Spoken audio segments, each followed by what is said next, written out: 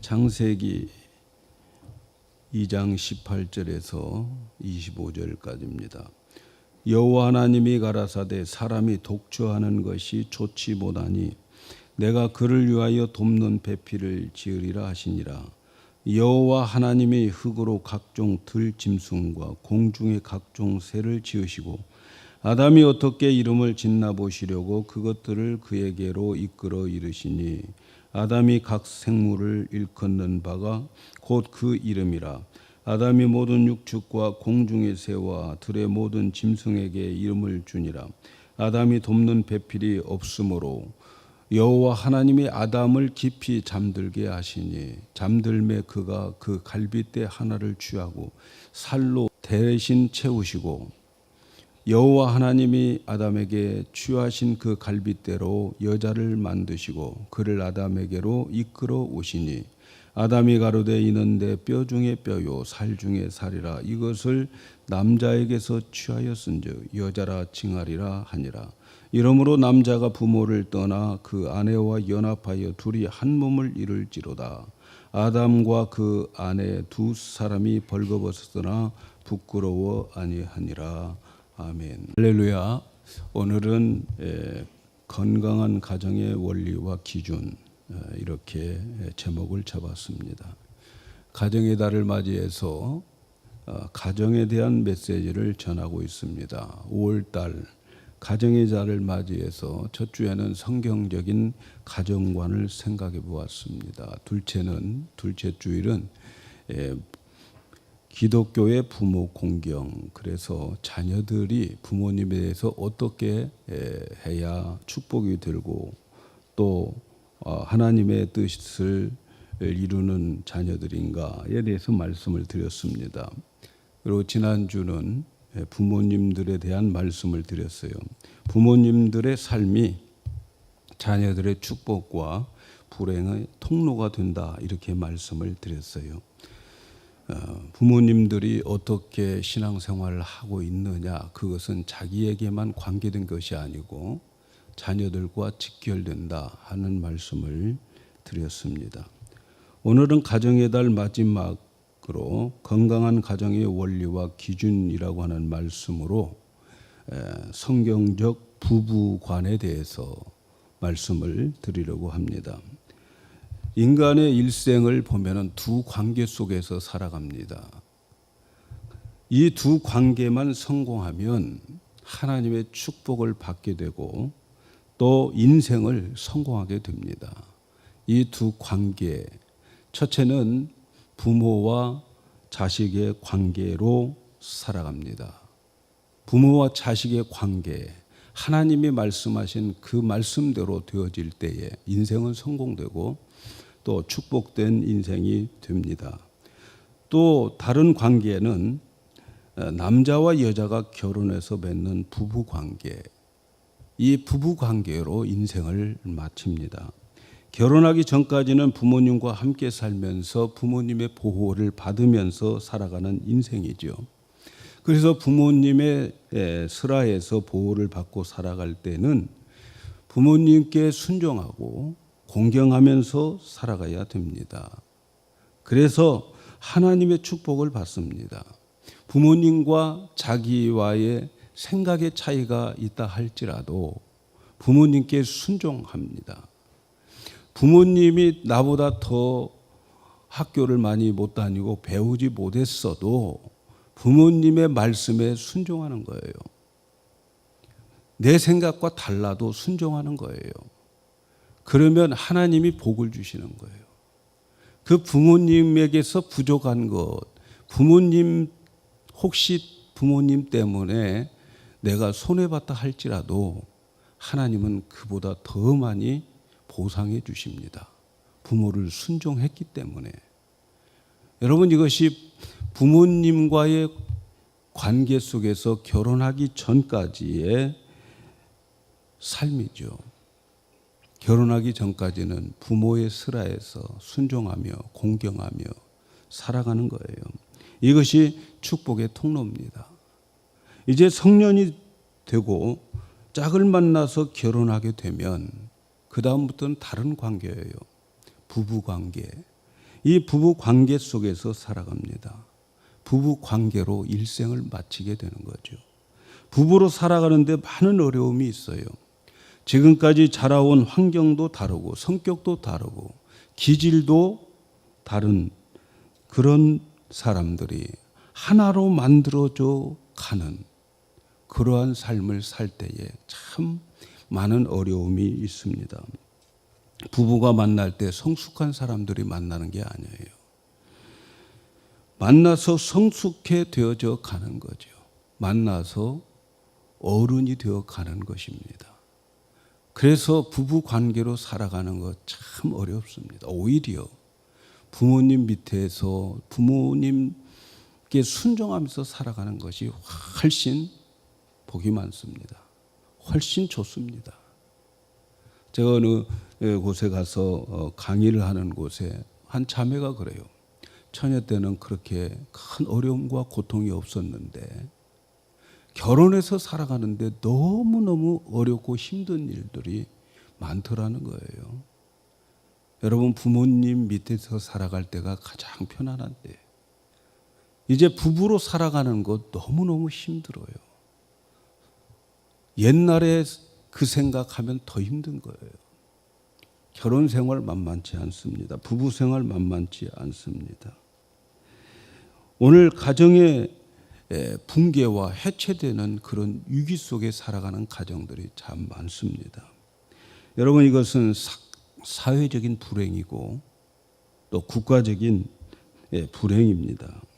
한 교회의 평안도 여러분의 각각 가정들이 평안해야 되는 거죠. 교회의 평안은 여러분의 가정과 아주 밀접한 관계를 가지고 있습니다. 여러분의 가정이 시끄러우면 교회도 은혜가 안 됩니다. 시끄럽습니다. 가정에 있는 스트레스가 교회로 올 수 있어요. 그래서 교회가 건강하려면 가정들이 건강하게 이루어져 있어야 되는 겁니다. 우리는 이렇게 건강한 가정을 이루기 위해서 가정의 원리와 기준을 잘 알아야 되겠습니다. 특별히 성경에서 말씀하는 가정의 원리와 기준을 확인하고 그리고 그 원리를 붙들고 우리의 가정을 행복한 가정, 평안한 가정, 또 깨지지 않는 가정으로 지킬 수 있기를 축복합니다. 오늘 말씀에서 우리 먼저 생각해 보아야 될 것은 첫째, 결혼은 계약이 아니라 언약이라는 사실입니다. 결혼 제도는 하나님의 창조 원리 속에 속한 거예요. 하나님이 이 세상을 창조하시던 때에 결혼 제도, 가정을 만드셨어요. 결혼 제도는 인간의 윤리나 인간의 문화 속에서 만들어진 것이 아니고 하나님이 창조할 때의 가정, 결혼을 만들어 주셔서 이 제도를 만드셨어요. 그래서 성경적 가정은 한 남자와 한 여자가 언약 관계 안에서 가정을 이루는 것입니다. 여기서 중요한 것은 결혼은 계약이 아니고 언약 관계라는 것을 꼭 기억하시기를 바랍니다. 계약이라고 하는 것은 거래의 의미가 있습니다. 결혼은 거래가 아니에요, 여러분. 결혼은 계약이 되어지면 모든 것이 거래가 됩니다. 여기서부터 힘겨루기가 생겨요. 서로 조건이 맞지 않으면 언제든지 파기될 가능성을 염두에 두고 있는 것이 계약의 의미를 가지고 있기 때문에 그렇습니다. 살다가 조건이 맞춰지지 않으면 갈라질 수 있다고 생각하는 것은 결혼을 계약으로 생각하는 거죠. 결혼해서 살다가 뜻이 안 맞고 안 맞으면 갈라지지. 결혼을 계약으로 생각하는 거예요. 그러나 결혼은 계약이 아니고 언약입니다. 엄숙한 언약, 엄숙한 약속입니다. 그런 의미에서 결혼식은 언약식이라고 말할 수 있습니다. 거룩한 예식, 성스러운 예식입니다. 여러분, 우리가 성찬식 할 때의 성스러운 그런 예식처럼 말이죠. 결혼도 아주 거룩한 예식입니다. 하나님 앞에서 언약하는 거예요. 또 신부와 신랑이 하나님과 회중들 앞에서 엄숙하게 언약을 하고 많은 증인들 앞에서 언약을 하는 거예요. 서로에 대한 의무, 배우자에 대한 정절과 책임의 서약이 반드시 있습니다. 서약이 있어요. 이것은 우연히 만났다가 우연히 헤어지는 것이 아니고 하나님 앞에서 한 가정을 이루면서 신령하고 신중한 만남이 되어야 되는 거예요. 그래서 결혼하기 전에 결혼을 신중하게 바라보는 태도가 중요합니다. 결혼. 신중하게 생각하셔야 돼요. 그 결혼식 때 그 언약을 깨버리면 여러분 하나님과의 인생의 모든 언약 여러분 정말 보장받을 수가 없어요. 특별히 기도하면서 하나님의 신실한 인도를 결혼을 앞둔 자들은 기다려야 됩니다. 아직 미혼이신 분들, 우리 교회 미혼이신 분들, 여러분 결혼에 대해서 기도를 시작해야 돼요. 이미 시작했어야 됩니다. 이미 시작했어야 돼요. 하나님의 뜻 가운데 인도함을 받는 결혼이 되도록 구해야 됩니다. 그야말로 구하고 찾고 두드려야 되는 거예요. 기도만 하지 말고 찾아야 되는 거예요. 어디에 내 님이 있을까? 내 님은 누구실까? 어디 계실까? 무엇을 하고 계실까? 찾아야 되는 거예요. 찾으세요. 찾았으면 두드려 봐야 돼요. 이게 맞는지 안 맞는지. 그래서 데이트도 해보고 그러면서 이 사람이 하나님이 나에게 짝 지어준 짝인지 데이트도 해보면서 두드려 봐야 됩니다. 우리 청년들은 빨리 기도를 시작해야 돼요. 아셨죠? 저는 고등학교 때부터 기도를 했어요. 고등학교. 하나님과 더 가까워질 수 있는 여자만 주세요. 이렇게 기도했어요. 그랬더니 목사 딸을 데리고 오셨는데 생각해 보면 국민학교 때부터 했어야 돼. 하여튼 열심히 기도를 미리미리 하시기를 바랍니다. 아멘들 안 하시네. 결혼했다 이거죠.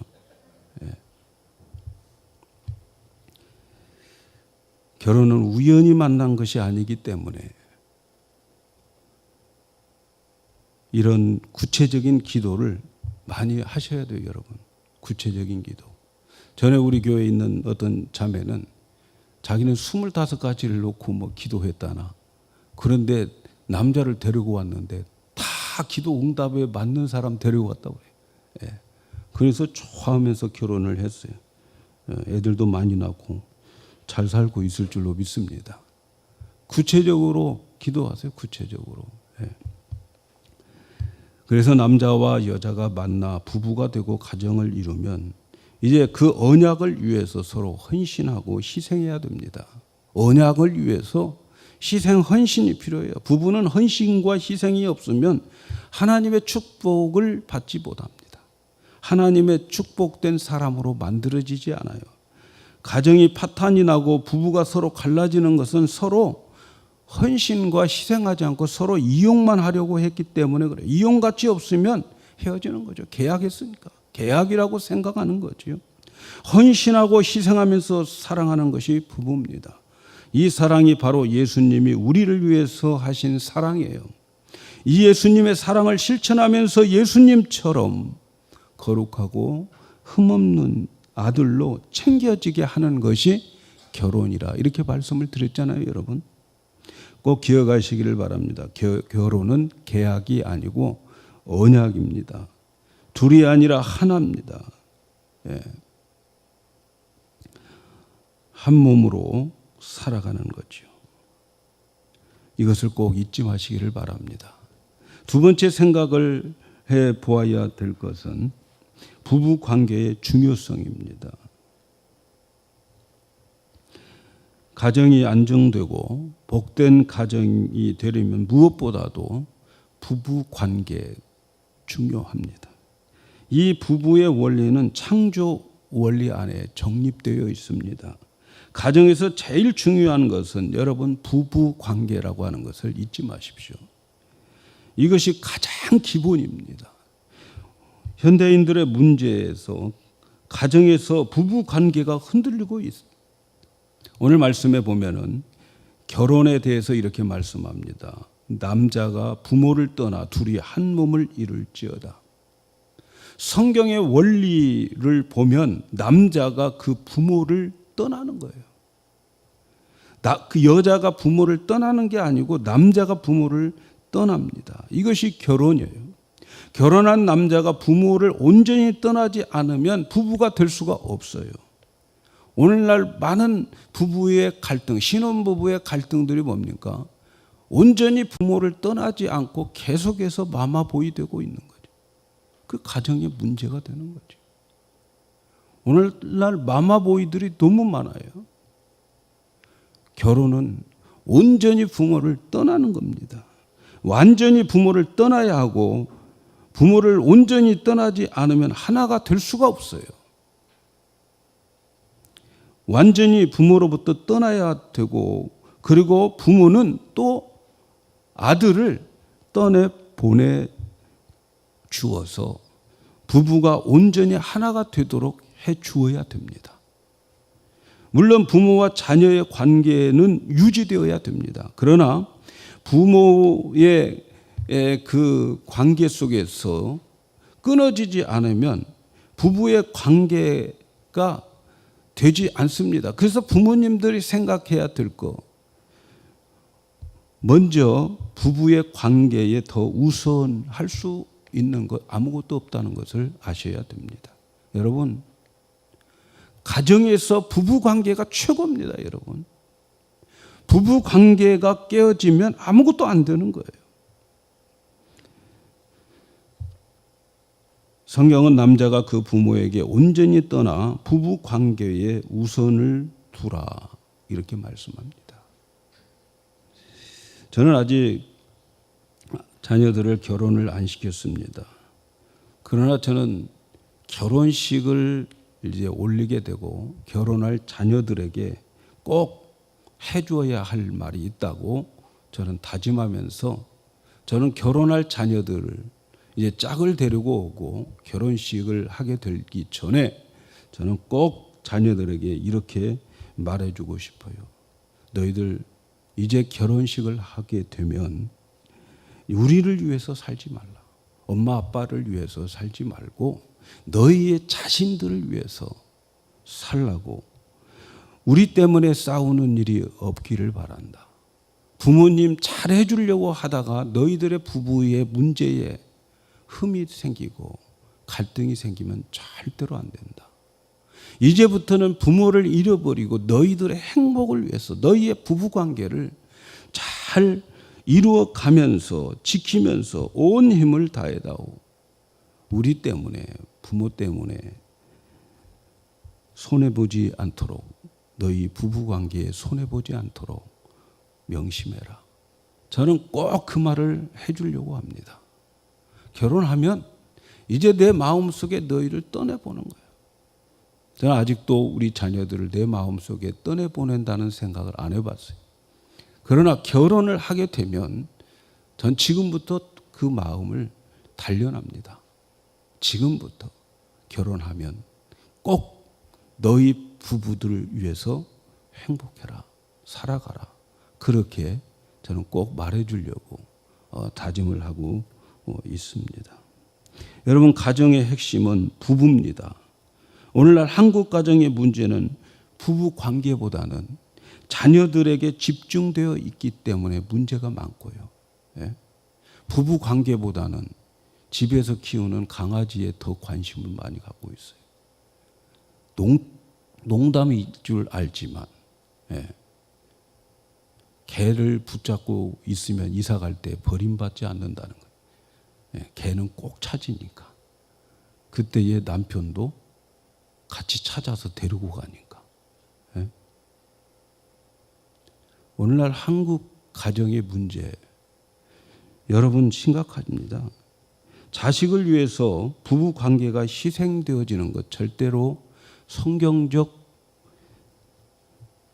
내용이 아닙니다. 성경적이지 않아요. 자식 때문에 부부 관계에 희생되는 거 하나님 원하지 않아요. 남편이 최고의 의무는 아내고, 그리고 아내의 최고의 의무는 남편을 섬기고 사랑하는 거죠. 그것보다 더 우선되는 일은 없습니다, 여러분. 예. 한국 모 그룹의 계열사에서 해외 담당 부서 팀장으로 있는, 성명은 말하지 않고 이 부장이라고 하는 분이 계셔요. 그분의 글이에요. 부장이니까 자기 부서에 있는 사람들을 회식을 시키죠. 회식을 시키면은 1차 하고 나서 자기는 부하 직원들과 더 같이 있고 싶은데 이 부하 직원들은 이 핑계 저 핑계 대면서 다 가버려요. 그래서 친구들한테 전화하면 거의가 다 잠자면서 전화를 받아. 예. 자기는 핑계대면서 최대한으로 집에 늦게 들어가려고 하는데 다른 사람은 다 일찍 들어가요. 근데 늦게 들어가려고 하는 이유가 있어요, 이 사람은. 회사에서 어떤 세미나 강좌를 마련했어요. 그 세미나 과정에 세미나 강사가 와서 열변을 토하는데, 여러분 자녀들을 열심히 학원 보내고 있지요. 그런데 그 교육을 아무리 시켜봐도 꽝입니다. 그 애들이 자라서 부모님께 쇠 빠지게 학원 보내주시고 과외비 대주셔서 감사합니다. 이제는 제가 모실게요. 이렇게 할 것 같습니까? 천만의 말씀. 자녀들을 학원 하나 보내는 대신, 학원 더 보내는 대신 늦게라도 함께 저녁 식사를 해보세요. 밥상머리에 앉아서 자녀들에게 주고받는 대화 속에 학원 하나 더 보내는 것보다 훨씬 가르침과 배움이 있습니다. 이렇게 막 강사가 열변을 토하는 거예요. 이 전문 강사의 열변에 취한 이 부장은 당장 아내에게 전화한 거예요. 앞으로 별 약속 없으면 저녁 식사는 꼭 집에서 할 테니까 그리 알고 저녁 준비하라. 이렇게 이야기를 해놨어요. 그리고 그날부터 이제 저녁을 학원 강사 말대로 저녁을 집에 가서 식사를 하는 거예요. 이제 저녁 식사를 하는데 큰딸이 와가지고 학원 갈 시간 다 됐다고 하면서 아주 불만스러운 얼굴로 밥상머리에 앉아 있는 거예요. 그리고 이 둘째 이놈은, 남자는 식탁에 앉기는 앉았지만 이 눈이 말이요, 지방의 컴퓨터 게임 틀어놓 거기에 몰두하고 있는 거예요. 참 어색한 식사를 저녁에 한 거예요. 며칠 동안 그렇게 했어요.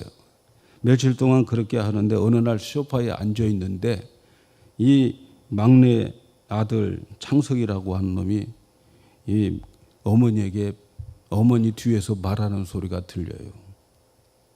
엄마 등에다 하는 말이, 아빠 왜 집에서 와서 밥 먹는데? 예전처럼 밖에 나가서 먹으면 되지. 이 말이 들리는 거예요. 나이가 어렸지만 그래도 이 아이가 하는 이야기에 이 부장은 가슴에 큰 상처가 됐어요. 그런데 이제 잠을 자기 위해서 침실에 들어갔는데 아내가 농담이라고 들려주는 거예요. 여보, 요즘 서울대 입학하기 위해서 3대 요소가 있대. 그러는 거예요. 첫째는 할아버지의 재력이고, 두 번째는 어머니의 정보력이고, 그리고 세 번째는 아버지의 무관심이래. 이러면서 깔깔대는데 아무리 농담이라고 하지만 정말 이 말이 마음에 큰 상처를 받았어요. 그래서 가족을 위한 마음이 없어져 버려요. 가족, 아버지의 역할이 뭐냐? 자녀들은 자녀들대로, 세상 사람들은 아내는 아내대로 이렇게 되어버리니까 할 수만 있으면 집을 안 들어가고 싶은 거예요. 그래서 2차, 3차를 가자는데 가자는 사람은 다 빠져나가 버려요. 혼자인 거죠. 여러분의 가정은 어떻습니까? 가장 중요한 것, 여러분 부부가 건강해야 된다는 것, 가정의 달을 맞이해서 꼭 기억하시기를 바랍니다.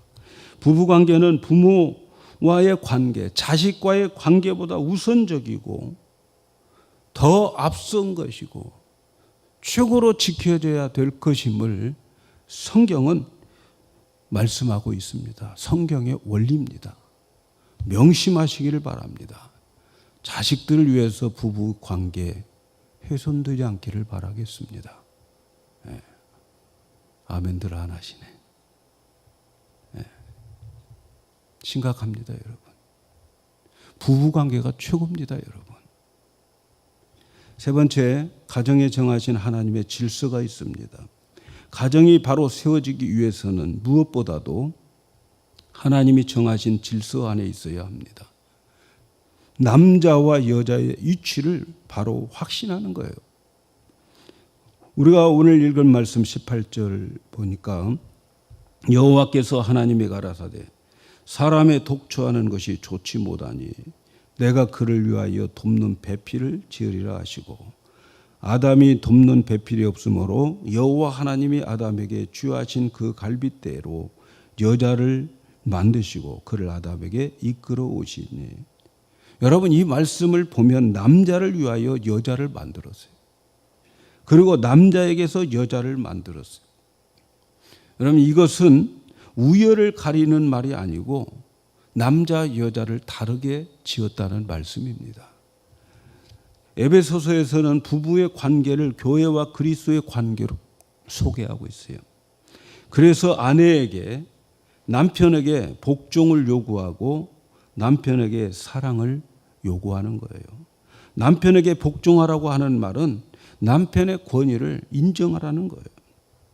요즘 남자들 정말 많이 기가 죽어 있습니다. 앞에 나온 이 부장처럼 그런 모습으로 살아가는 남편들 참 많습니다. 요즘 남편들이 아내의 일을 많이 도와주는 것 좋지만 그러나 남성이 자신의 위치와 역할을 잃어가고 있는 것, 이것이 문제입니다. 도와주지 말라는 게 아니에요. 그러나 자기의 위치, 역할 잃어버리면 안 됩니다. 집안에서도 아이들이 아빠보다 엄마의 파워가 더 크게 느껴지면 안 돼요. 아이들이 말을 안 들면 아빠가 너 엄마한테 이럴 거야. 엄마 곧 온다. 빨리 숙제해놔. 여러분, 이렇게 되어지면 안 되는 거예요. 아빠가 당연히 야단을 쳐야 되고 엄마보다 더 권위와 그리고 엄마보다 더 위험이 있어야 되는 거예요. 아빠와 엄마의 역할이 바뀌어지고 남편의 권위를 찾아보기가 힘들어진 세상이 되어가고 있어요. 남성들의 리더십이 문제가 참 많이 생겼어요. 아빠는 단순히 그냥 돈을 버는 역할로서가 아니라 가정에 대한 모든 책임을 져야 됩니다. 오늘날 구조에서, 오늘 현대의 구조에서 여성의 재력은 가정의 붕괴에 아주 중요한 요인이 되고 있습니다. 맞벌이 자체가 문제가 아니라 그 안에 도사리고 있는 남편의 권위가 붕괴되어져 가고 문제가 되어가고 있습니다. 여성들의 경제적인 능력을 가지면 여러 가지 일들이 일어나기 시작합니다. 가능하면 남편이 돈 많이 벌고 아내는 집에서 아이들을 잘 돌볼 수 있는 가정이 되면 좋겠어요. 부부가 하나됨을 목표로 나가지 않고 따로 활동하고 있는 것도 문제입니다. 사랑하는 여러분, 가정의 남편과 아내의 본래의 위치로 이 가정의 달을 맞이해서 돌아가야 됩니다. 남편은 아내를 죽기까지 사랑하는 일에 책임을 다해야 되겠고, 특별히 가정에서 리더십을 발휘하는 책임을 지는 일은 적극적으로 남편이 감당해야 됩니다. 돈을 벌어온 것으로 책임을 다했다고 여기는 것은 정말 잘못된 것입니다.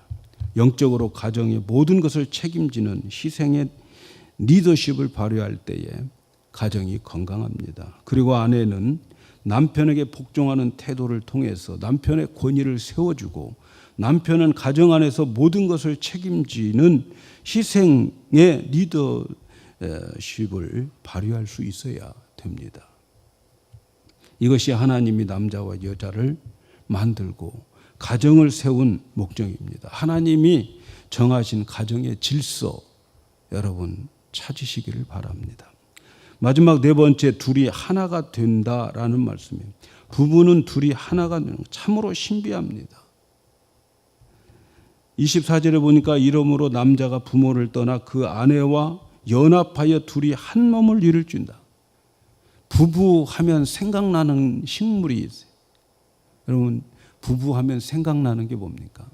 저는 부부하면 생각나는 게 콩나물이에요. 콩나물. 예? 콩나물, 몸은 하나인데 머리는 두 개예요.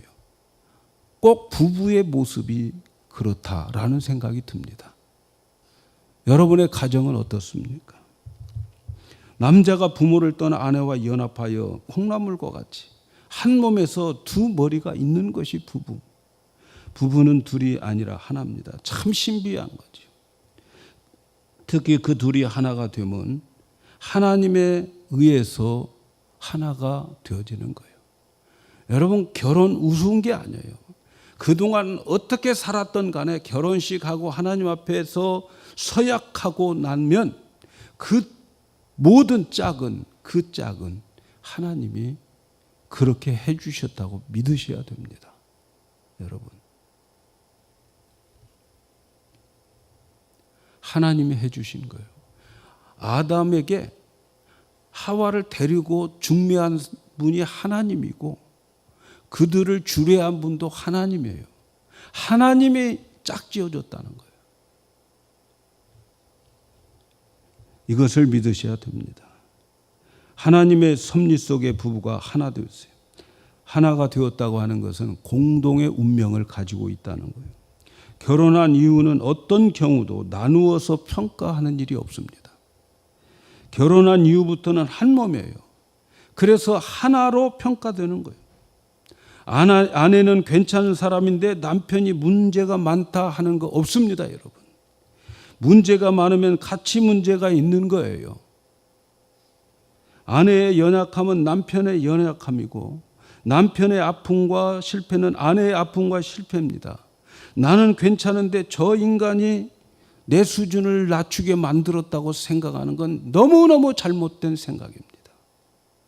여러분, 하나님은 부부로 만들었다면 똑같이 취급했어요. 똑같이. 에덴 동산에서 하와가 선악과를 따먹었어요. 하와가 따먹었는데 하나님의 심판은 부부 똑같은 부부에게 심판이 내려지는 거예요. 오히려 하와가 따먹었는데 그 책임을 아담에게 묻는 거예요. 이 무엇을 의미합니까? 부부는 하나라는 거예요. 누구 때문이 아니에요. 둘로 나눌 수 없는 운명의 관계가 부부라는 것을 잊지 마시기를 바랍니다. 가장 미련한 사람들, 자기 배우자 흉보는 거예요. 그것은 자신을 흉보는 것입니다. 밖에 나가서 자기 남편을 지켜 세우는 것이 아니라 밖에 나가서 사람들 앞에 깎아내리면 현명하지 않는 아내입니다. 밖에 나가서 지켜주셔야 돼요. 우리 영광교회 성도들은 밖에 나가서 아내들을 지켜주시기를 바랍니다. 오늘 아멘이 하나도 안 나오네.